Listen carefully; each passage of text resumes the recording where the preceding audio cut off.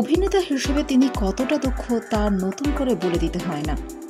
নাটকের মঞ্চ, টেলিভিশন বা বড় পর্দা সব ক্ষেত্রেই তার অবাধ বিচরণ। খুব অল্প বয়স থেকে অভিনয় শুরু করেছিলেন চন্দনবাবু। থিয়েটার দিয়ে হয় হাতেখড়ি। মঞ্চের পাশাপাশি ছবি এবং টেলিভিশনে কাজ করে গিয়েছেন তিনি। বো ব্যারাকস ফরএভার, ম্যাডলি বাঙালি, ব্যোমকেশ ফিরে এলোর মতো একাধিক ছবিতে অভিনয় করেন চন্দন সেন। ছোট পর্দাতেও তার জনপ্রিয়তা নেহাত কম নয়। ইষ্টিকুটুম, আঁচল, ইচ্ছে নদীর মতো ধারাবাহিকে দেখা গিয়েছে তাকে। 2010 সালে ফলিকুলার লিম্ফোমায় আক্রান্ত হন চন্দন, কিন্তু এই মারণ রোগও আটকে রাখতে পারেননি তাকে। অদম্য জেদ আর সাহস নিয়ে লড়াই চালিয়ে গিয়েছিলেন অভিনেতা।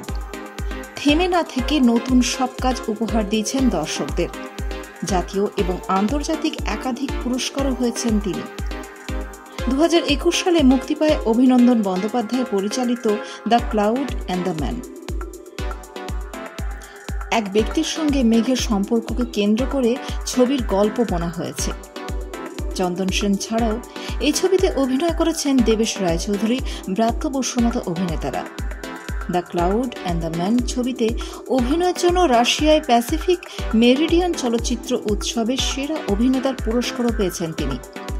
তবে দুঃখের বিষয়, বাংলা সিনেমায় তিনি যতটা দক্ষতার সাথে অভিনয় করেন, বাংলা ইন্ডাস্ট্রি তাকে সেভাবে সম্মান দিচ্ছে না।